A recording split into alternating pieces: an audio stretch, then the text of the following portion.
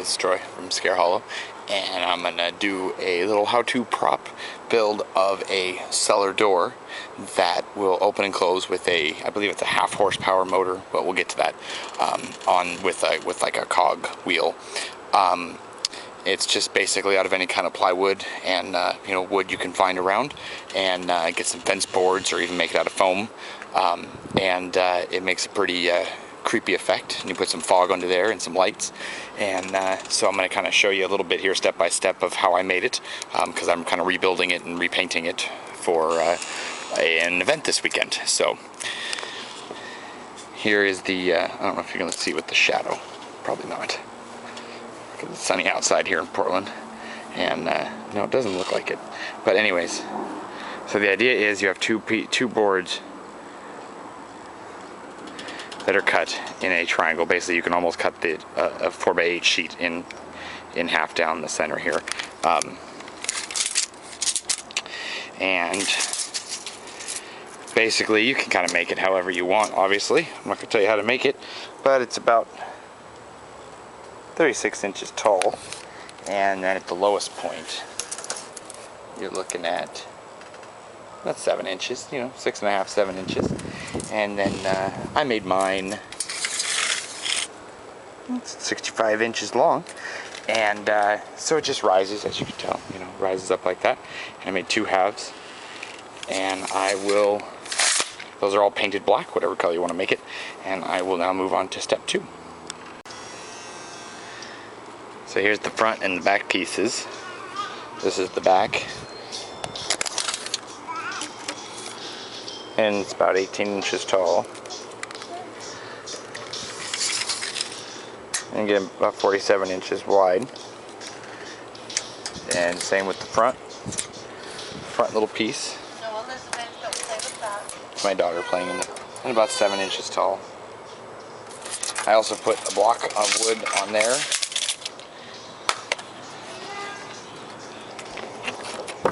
and a block of wood on there.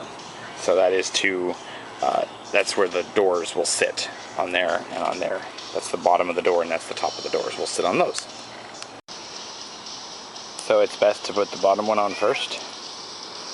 Then you have your sides up. And we'll go on to step 4. Did you move my swing backwards? So here's your backboard. And I would suggest making it a full sheet. I had to make it a 1/2 sheet for a different reason, but now that's not a needed thing, so make it a full sheet on the back. Okay, so now that you have the whole frame set up, now you can take some fence boards and just take some other fence boards and make 4, it should fit 4 doors, 4 pieces on each door, and then you have your hinges, and then you just, see, just sits real nice on there. Now we'll do the other door. So now you have your finished cellar door that actually opens. Put a hand in there. See, so you have your hand. And then we're going to add these chains to it.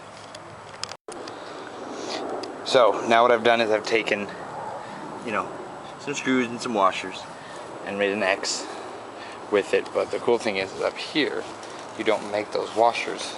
You just put a screw in there like that. So then you can easily take the chain off and put the chain back on, so you can get inside, get inside there. And then I just put an extra chain back there. Different size chain, different, so do the same thing back down there. It adds a cool rattle effect. And so it, fog kind of goes through the chain links and stuff like that. And you can leave, these pieces, they can, go wherever you want. They'll just kind of rattle around with the wind and the motion. So now we'll do the motor.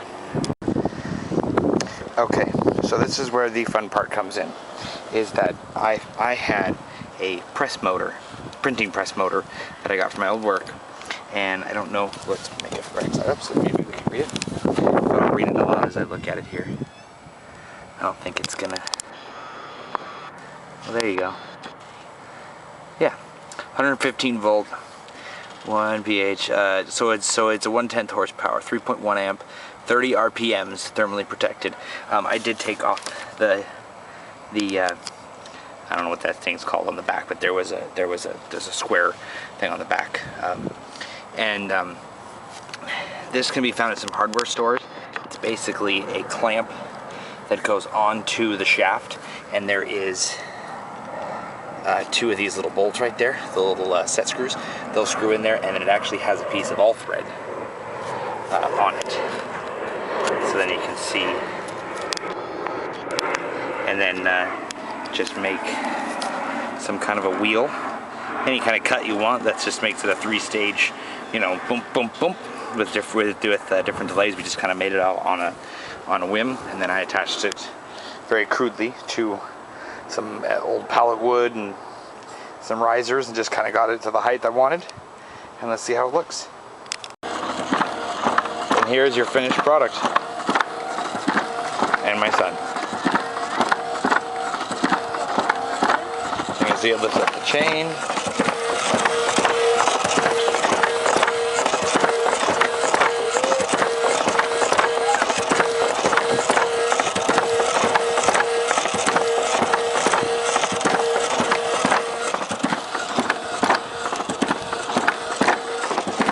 And then we'll add some fog. Just another word of advice is maybe get some curtain material or something like that and hang it from the bottom of the door in front of the wood, in front of the motor, so that then it hides the motor if you're looking right at it, because from far away you can see the motor. Granted, it's not dark out, so you might not be able to see it in the dark, but that's what I'm going to do, is put a piece of curtain material hanging down from the door. So